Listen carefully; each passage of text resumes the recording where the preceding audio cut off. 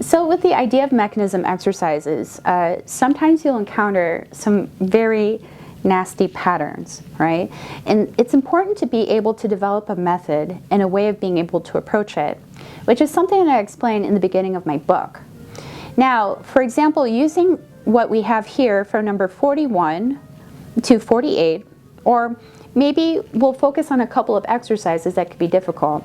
It's a matter of being able to use different patterns, rhythmic patterns.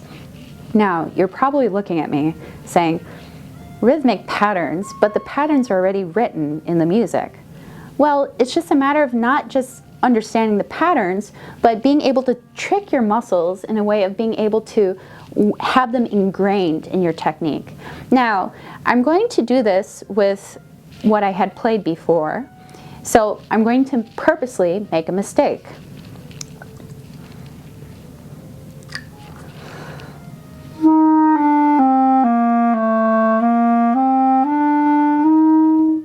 Okay, so I played a B natural instead of a B flat. Now, I know that, and what I'm going to do is I'm going to use a couple of patterns to be able to fix it.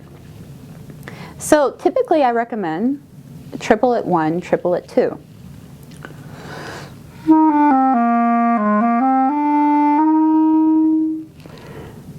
And then the next pattern being 1, triplet 2, triplet 3.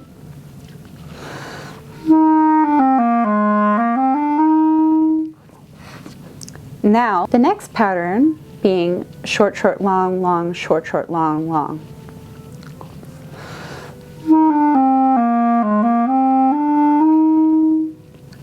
And then the next pattern being long, short, short, long, long, short, short, long.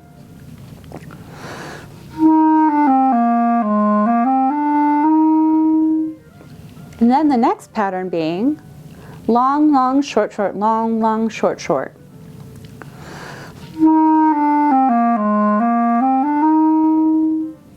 And then you could swing it.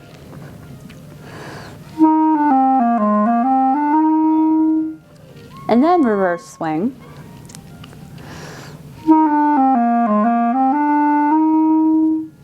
And then what you could do is actually play the pattern. So you could apply this to a majority of the book. Now, there's going to be another part where you're going to encounter triplets. Now, for example, in F major, we have triplets appearing in exercise 159. So right here, for example, you don't have to use the same patterns as we had done before.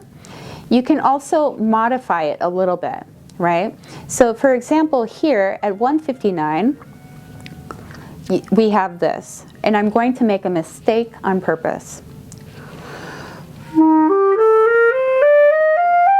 Right, so I played a B natural, and I wasn't playing in the proper rhythm. Now I'm going to play this very slowly, so that way you can hear it with the triplets.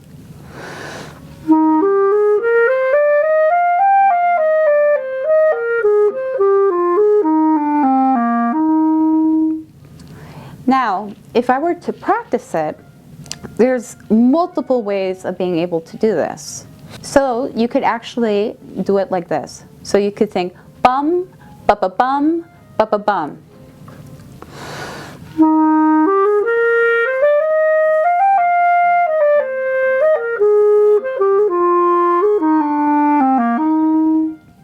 Now, it wasn't quite perfect. So what I'm going to do is I'm going to take it a little slower and using the same pattern, because of the fact that when we think about how we practice mechanisms and making sure that we have everything there, right? This is our opportunity to be able to work on our technique.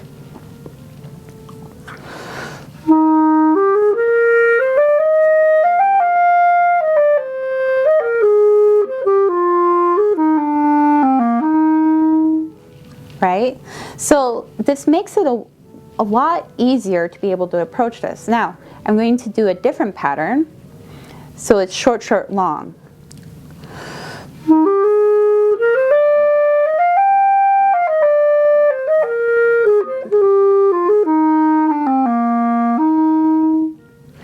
Now, that wasn't quite perfect, right? So in your individual practice, it's important to make sure that you have everything in the right place, right? So I'm going to try again, except a little slower.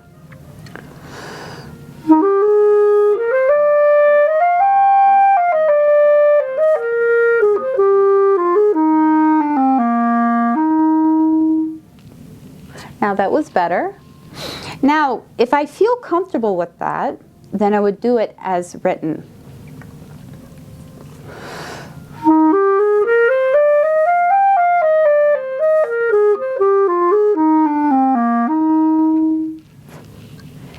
So, the more advanced that you get, you can also increase the speed. Or you could think of it as a type of 12/8 measure, right? So that way you can think of it in triplets, but also develop the virtuosity that's important in clarinet playing.